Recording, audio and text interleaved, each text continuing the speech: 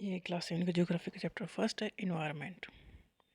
After the long vacation मनाने के बाद when Ravi started going to school, Ravi ने स्कूल जाना शुरू किया again, he notice that the only playground next to his school was dug up. जो प्लेग्राउंड था उसके स्कूल के पास में वो सब उन्होंने सबने खोदाई चल रही थी वहाँ। क्यों? क्योंकि people said that a huge building with many flat will be constructed here. लोग कह रहे थे कि यहाँ एक बड़ी बिल्डिंग बनेगी जिसमें बहुत सारे फ्लैट होंगे, मतलब कहीं ऊंची बिल्डिंग बनेगी। Ravi was almost in tear, Ravi की आंखों में आंसू आ गए। When he realize that the big play ground with soft grass, जो प्ले ग्राउंड था जिसमें वो खेलते थे, जिसमें सॉफ्ट ग्रास थी, मैरी गोल्ड थी, butterflies, is gone forever, मतलब सब चीज़ें अब ख़त्म हो जाएंगी क्योंकि वो प्ले ग्राउंड तो अब रहा नहीं। He shared his feeling with his classmate, उसने अपने क्लासमेट के साथ बताया, क्लासमेट्स को बताया जो आसपास पढ़ते थे उसके साथ बच्चे। In the assembly, the principal too sadly observed, see how our environment is changing. जब असेंबली हुई तो प्रिंसिपल ने भी ऑब्जर्व किया कि यहाँ आसपास अब पेड़ पौधे कुछ बच ही नहीं रहे हैं, सब जगह बिल्डिंग ही बन रही हैं। In the class Ravi asked his teacher what is environment. Class में रवि ने अपने टीचर से पूछा कि इन्वायरमेंट है क्या, क्योंकि उसने इन्वायरमेंट सुना था, क्योंकि प्रिंसिपल कह रहा था इन्वायरमेंट अब बच ही नहीं रहा है। हमारा environment, see how our environment is changing, हमारा इन्वायरमेंट कैसे चेंज हो रहा है। Whatever you see in your surrounding said the teacher, teacher ने कहा, रवि ने पूछा कि इन्वायरमेंट है क्या। टीचर ने कहा whatever you see in your surrounding, आसपास जो भी तुम देख रहे हो सब इन्वायरमेंट है। Ravi thought aloud, that means the school building, table chair in the classroom, even that open field, road, garbage, my friend, all the part of environment, सभी इन्वायरमेंट के पास हैं। टीचर ने कहा हाँ, but wait, some object are created by nature, उसमें से कुछ चीज़ें नेचर ने बनाई हैं, जैसे कि माउंटेन इंसान ने नहीं बनाया। तो क्रिएचर नेचर ने क्या क्या बनाया, mountain, river, tree, animal. Other are made by people, जैसे कि रोड, कार, क्लोथ्स, बुक्स। तो सब मिलके बनाते हैं environment.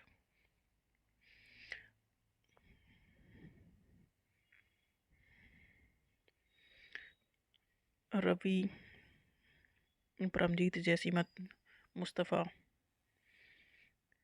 Asha were all excited about making the list. एक लिस्ट दी गई क्लासमेट्स को बनाने के लिए, creation of nature and by human being, यानी एक लिस्ट दी गई कि क्या इंसान ने बनाया और क्या नेचर ने बनाया। Why is our environment changing, हमारा इन्वायरमेंट क्यों चेंज हो रहा है, आस्क्ड इकबाल।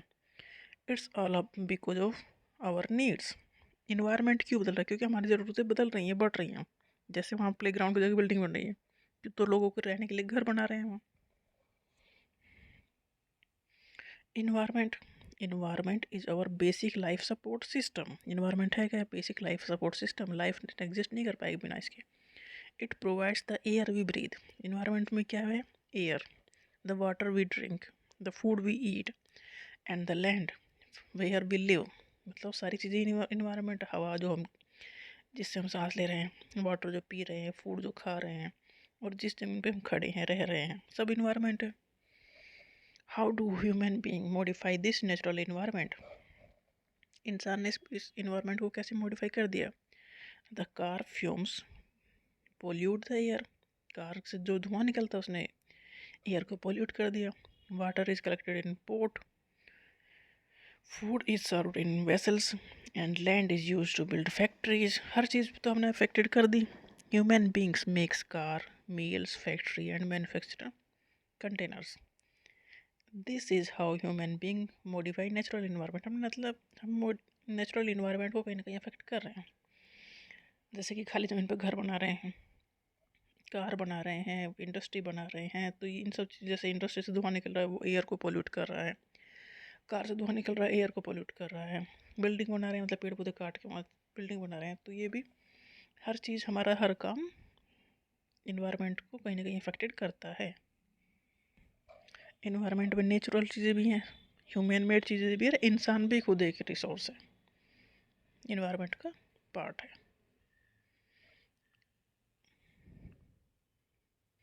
इन्वायरमेंट वर्ड लिया गया है फ्रेंच इन्वायरनर, इन्वायरनर का मतलब है नेबरहुड।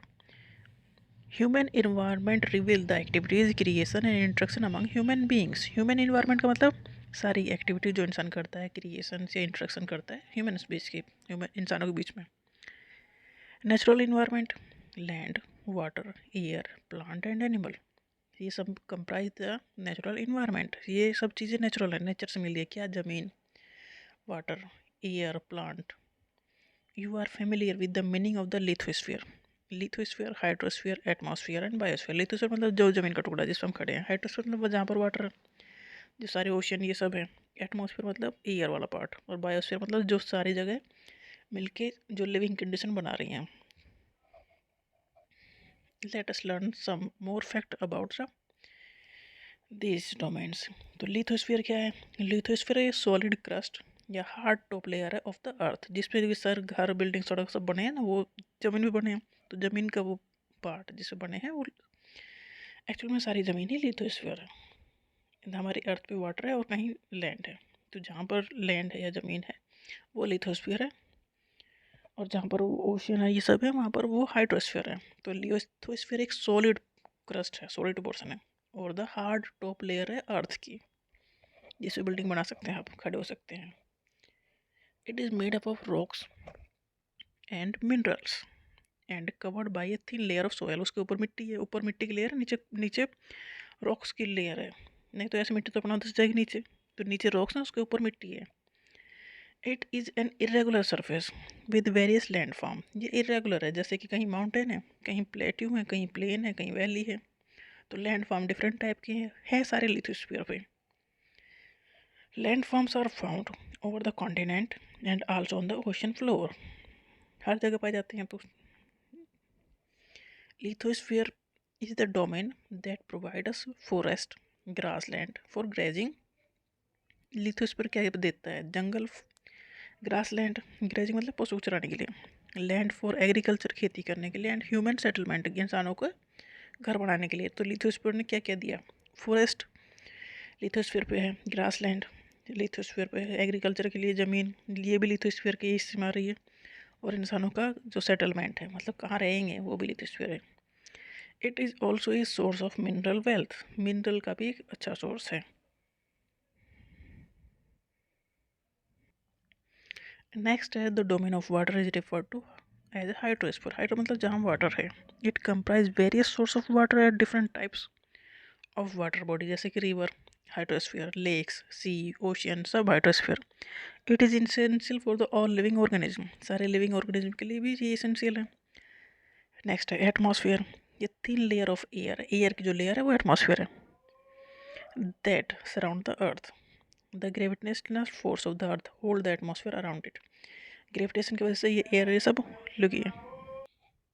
तो atmosphere is the thin layer of the air that surround the earth. Atmosphere thin layer है एयर की जिसने अर्थ को सराउंड किया है। The gravitational force of the earth, earth का जो ग्रेविटेशनल फोर्स है उसने अर्थ को होल्ड किया है around it. It protect us. Atmosphere protect करता है हमें किस चीज़ से? From the harmful rays and scorching heat of the sun. Sun की जो हीट अगर बिना एयर के हम तक पहुँचते ना, पहुँच जाए तो हम ख़त्म हो जाए, जल जाएंगे हम। तो एयर जो है हमें सन की जो हीट पड़ती है डायरेक्ट उससे प्रोटेक्ट करता है, और यूवी रेज जो है उससे प्रोटेक्ट करती है। एटमॉस्फेयर में it consist of number of gas. कौन कौन सी? नंबर ऑफ गैस जैसे कि नाइट्रोजन सबसे ज़्यादा है इसमें, 78% नाइट्रोजन है, 21% ऑक्सीजन है। तो पूछा जाता है कि एटमॉस्फेयर में सबसे ज़्यादा परसेंटेज किस गैस की है? तो नाइट्रोजन की है। It consist of a number of gases, dust and water vapour. The changes in the atmosphere ये produce change in the weather and climate. अगर एटमॉस्फेयर में चेंज होगा तो वेदर और क्लाइमेट में भी चेंज होगा। Plant and animal kingdom together make biosphere. Plant और एनिमल दोनों मिलकर बनाते हैं बायोस्फीयर, लिविंग और the living world. It is a narrow zone of the earth where land, water and air interact with each other to support life. ये पूछा जाता है बायोस्फीयर क्या है, डिफाइन करो। तो बायोस्फीयर एक नैरो जोन ऑफ द अर्थ है जहाँ पर लैंड, वाटर एंड एयर तीनों इंटरेक्ट करके लाइफ को सपोर्ट करने का एटमॉस्फेयर बनाते हैं। मतलब लाइफ को सपोर्ट करते हैं, मतलब लाइफ को रखते हैं, जिंदा रखते हैं। Next, what is an ecosystem? At an NCC camp that Ravi's class was attending. ए रवि की जो क्लास थी वो एक एनसीसी कैंप अटेंड कर रहे थे। जैसी ने एक्सप्लेन किया what A heavy downpour. It reminded me of my home in Kerala.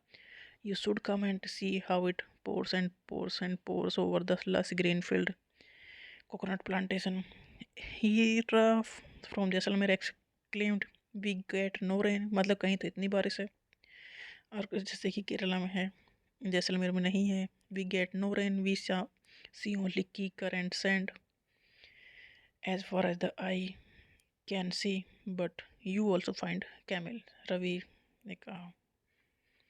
Ecosystem क्या है? Ecosystem it is a system formed by the interaction of all living organism with each other.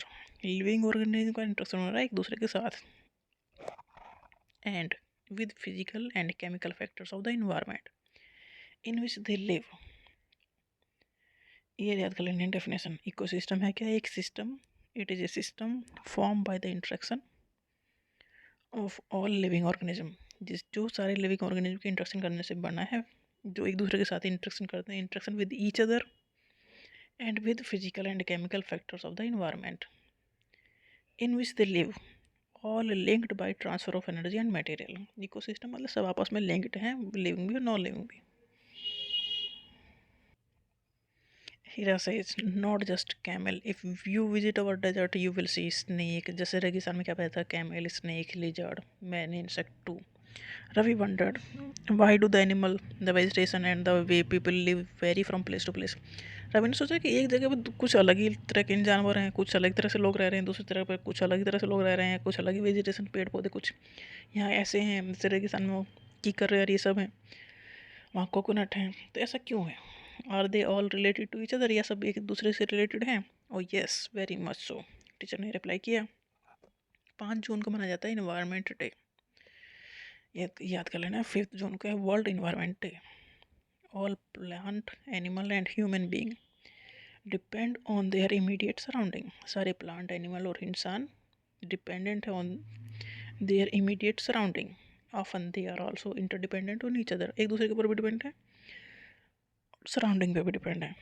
This relation between the living organism as well as the relation between the organism and their surrounding.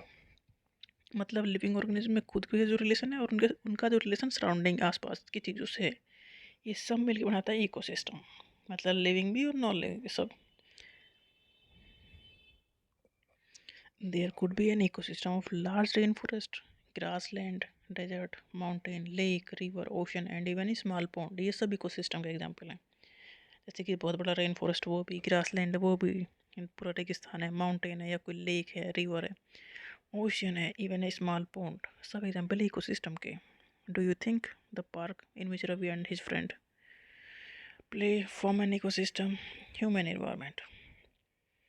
Human being interact with environment and modify it according to their need. इंसान environment में रहते हैं और अपने हिसाब से उसे change कर लेते हैं अपनी ज़रूरतों के हिसाब से. Early human adapted themselves to the natural surrounding. जो पहले इंसान थे, जो नेचुरल जो था उसमें वो रह लेते थे, उन्हें कोई ऐसी वो नहीं थी. दे लेड ए सिंपल लाइफ. वो पहले सिंपल लाइफ जीते थे. And fulfilled their requirement from the nature around them. और उनकी ज़रूरत की चीज़ें उन्हें आसपास से ही मिल जाती थी. मतलब पहले जो इंसान थे वो क्या करते थे? खाना पीना बस. उनके पास ना तो फ़ोन ना कंप्यूटर, ऐसी चीज़ थी नहीं. तो वो नेचर को ज़्यादा नुकसान पहुँचा नहीं सकते थे फिर. They led a simple life and fulfilled their requirement from the nature around them. With time, needs grew and become more varied. जैसे टाइम बढ़ता गया, अब चीज़ें और अलग सी हो गई. Human learn new ways to use and change environment. इंसान ने नए नए तरीके ढूंढ लिए उस इन्वायरमेंट में रहने के. जैसे कि घर बनाना सीख लिया, फिर टेक्नोलॉजी आई. Human learn new way to use and changing the environment. They learn to grow crops. Crop को फसल उगाना सीख लिया. Domesticate animal and led a settle life. एक जगह रहना सीख लिया. घर बना के पहले प्लेस टू प्लेस घूमते थे. The wheel was invented. The wheel was invented. Wheel पहिया भी इन्वेंट हो गया. Surplus food was produce. मतलब अब लोगों को एक जगह से दूसरी जगह घूमने की जरूरत नहीं थी. जितना होना चाहिए था वो खेती कर रहे थे, उसका कल्टिवेट कर रहे थे. Barter system emerge. Barter system का क्या मतलब है? बार्टर सिस्टम का मतलब है एक it is a trade in which goods are exchange without the use of money. मतलब जब पैसा का चलन नहीं था तो एक सामान मेरे पास है, एक सामान तुम्हारे पास है, मुझे भी दोनों चाहिए, तुम्हें भी दोनों चाहिए, तो एक्सचेंज कर लेते हैं। आज थोड़ा सा तुम ले लो मेरा और थोड़ा सा अपना दे दो मुझे। तो ये बाटा सिस्टम है, मतलब बिना पैसे के लेन देन, exchange of goods. Trade started and commerce develop. Industrial revolution हुआ, फिर अब इंडस्ट्री लगने लगी, मतलब मशीनों से काम होने लगा। इन लार्ज हो गया, large production, transportation become faster. अब इंडस्ट्री आ गई तो ट्रांसपोर्टेशन भी आएगा, मतलब रोड से सब गाड़ी वाड़ी सब आएंगे।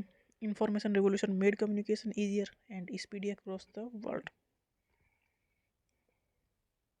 अब सब चीज़ों में चीज़ें एडवांस होने लगी, तो मतलब इंसान ने इन्वायरमेंट में इंटरफेयर करना शुरू कर दिया। Have you ever thought why you love eating A juicy watermelon in summer and hot roasted peanut in winter? A perfect balance is necessary between the natural and human environment. देखो, जब ठंडी होती है तो हम गर्म चीज़ खाते पीते हैं, और जो गर्म होती है जब हम ठंडा खाते पीते हैं, तो एक बैलेंस बनाए रखते हैं। इसी तरह इंसान और इन्वायरमेंट के बीच में भी एक बैलेंस होना चाहिए।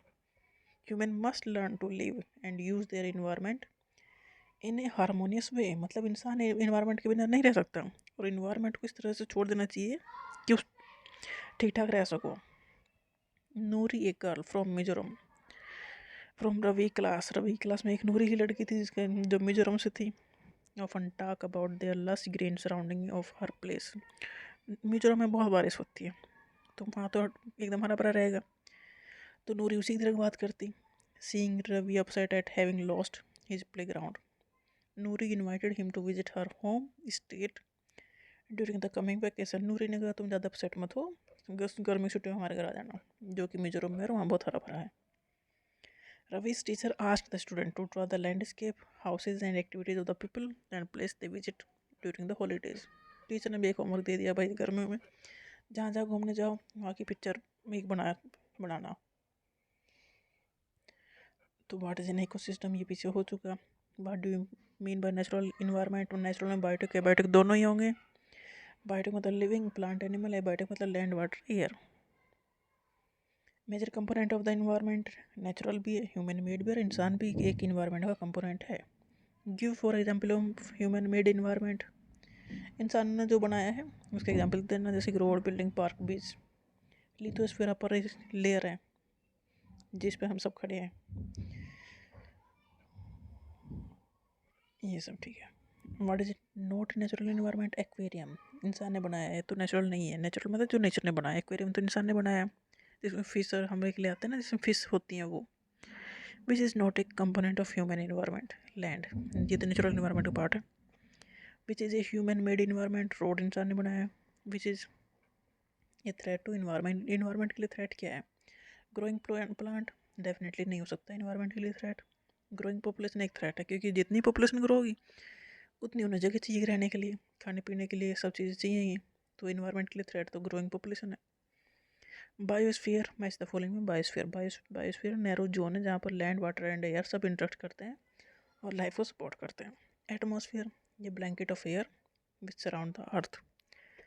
हाइड्रोस्फीयर मतलब वाटर, और इन्वायरमेंट हमारे सराउंडिंग में जो भी है सब इन्वायरमेंट है। ये है चैप्टर फर्स्ट, इकोसिस्टम, इन्वायरमेंट।